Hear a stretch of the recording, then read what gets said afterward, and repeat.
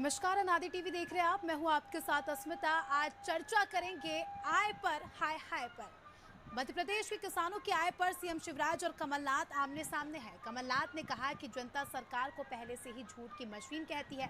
अब तो प्रधानमंत्री को भी अपने झूठ में शामिल कर लिया है। पीसीसी चीफ ने कहा कि मध्य प्रदेश के किसानों की आमदनी पहले की तुलना में कम हो गई है। किसानों में हाहाकार मचा है, इसीलिए मेरा आग्रह है कि सरकार झूठ बोलना बंद करे। किसानों की आय दोगुनी नहीं हुई है, किसानों की हाय दोगुनी हुई है। किसानों की हाय को लेकर कोई सत्ता में जो है बात नहीं करता, इसलिए किसान और मध्य प्रदेश की जनता अब आपको बाय कहने वाली है। तो चलिए, इसी के साथ हमारे साथ चर्चा में हमारे मेहमान भी जुड़ चुके हैं। बीजेपी से हमारे साथ है ऐसे आशीष तिवारी जी, और कांग्रेस से हमारे साथ संदीप सबलोग जी जुड़ चुके हैं।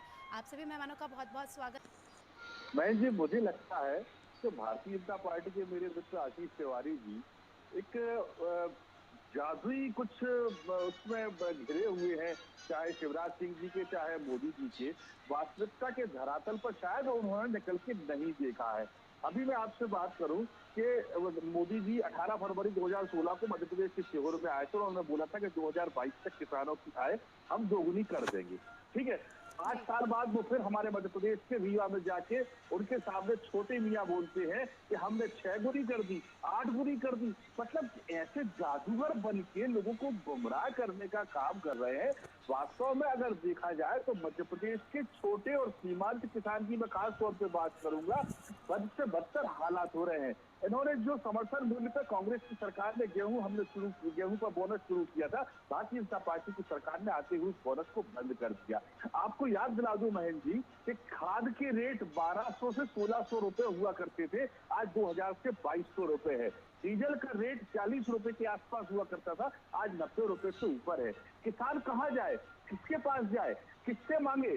वो बाजार अपनी फसल को बेचने जाता है, बिचौलियों के हाथों ठगा जाता है, क्योंकि भारतीय जनता पार्टी ने बिचौलियों का ऐसा तंत्र विकसित कर दिया है जो छोटे किसानों से गेहूं की खरीद करके उसको अपनी उपज बचा के और रकबा बढ़ाने का एक ढोंग दिखाते हैं कि देखिए हमने रकबा बढ़ा दिया, हमने गेहूं का उत्पादन बढ़ा दिया, लेकिन वो वास्तव में छोटे किसानों से शोषण पूर्वक खरीदा हुआ वो गेहूं या अनाज होता है और बड़े बड़े दावे कर दिए जाते हैं कि हमने रकबा बढ़ा दिया। आप जमीनी धरातल पर उतरकर तो देखिए, किसान बेचारा खाद नहीं खरीद पा रहा है, लेकिन वो कह रहे हैं ना करता था।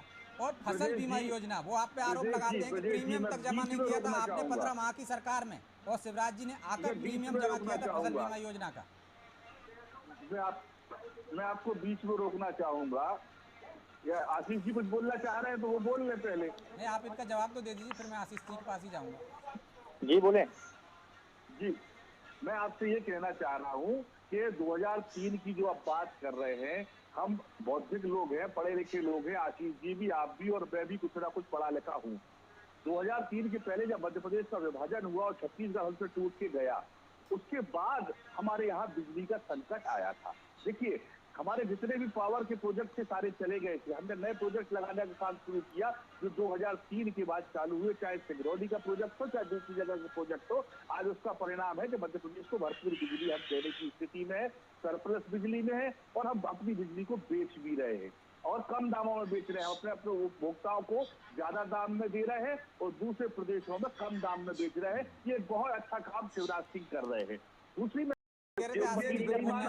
बात कहना चाहता हूँ कि जिस तरह से हमारे भाई बोल रहे थे कि किसानों की समृद्धि के लिए हमने काम किया, आज मध्य प्रदेश में 34 लाख से ज्यादा किसानों को डिफाल्टर बना दिया गया है।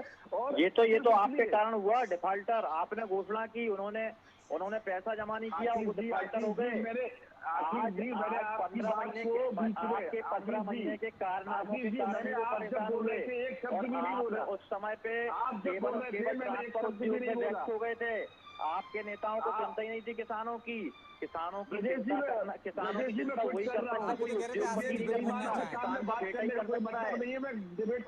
उनकी बात आ जाने दीजिए।